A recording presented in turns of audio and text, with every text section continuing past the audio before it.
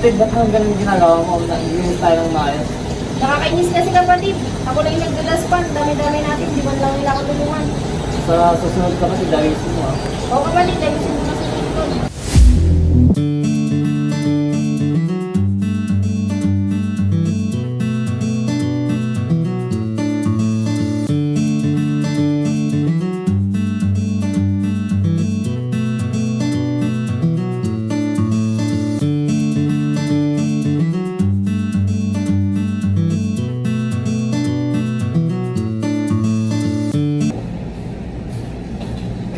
Wala, grabe naman. Hindi ko naman nila inakala ng mga pinagkainan nila. Grabe na sila. Wala silang disiplina. Mga kapatid, nakita ko ang inyong ginawa kanina.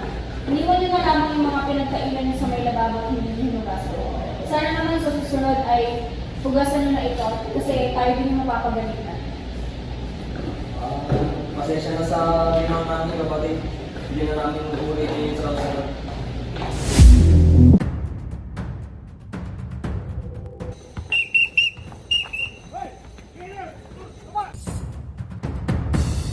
Bakit ka nagsusundukan? Lagi na lang dinadaan sa init ng ulo. Hindi tama naman ginawa. Ito kasi, sinipo ako sa tagilid namin.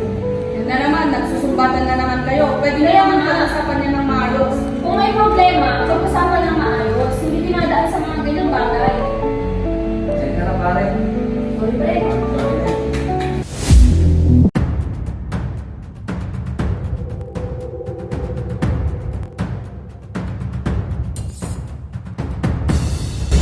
Hoy, bawal yan ah. Pasok sa loob. Ikaw, 3 beses ka na nahuhuli. Alam mo bang bawal yan? Nasa cardinal rules ng community natin yan. Alam mo bawal, nuulit mo pa.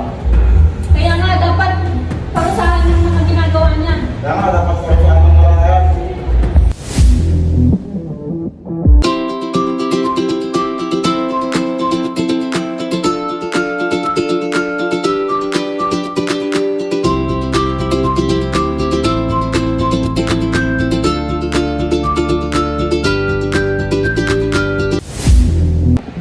Magandang umaga sa inyong lahat. Nandito tayo ngayon upang pag-usapan ang awareness sa loob ng ating community. Ngayon pag-uusapan din natin ang inyong mga pagkukulang, ang inyong mga pagkakamali sa inyong sarili at ganoon din sa inyong mga kasamahan. Ngayon, inaanyayahan ko ang dalawa sa inyo na magsalita sa harapan. Ronnie at saka si Brian. Tignan nyo silang dalawa. Tignan nyo kung ano ang mga nakikita ninyong pagkukulang pagkakamali sa kanila. Ngayon, gusto kong makuha ang opinion ng bawat isa sa inyo. Meron bang gustong magsalita sa harapan?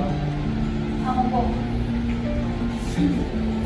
Pasensya na kung hindi ko nagampanan ang aking tungkulin at hindi ko nabago ang inyong mga maling gawain at pag-uugali. Ngayon naman, narinig niyo ang isa sa inyong sa inyong kasamahan. Ngayon, gusto ko sa inyo ay magyakapan.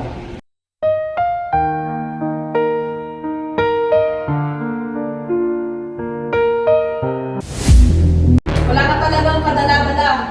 Oo nga, hindi ka na nagbago. Alam kasi, hindi ko nakakapatang kausap.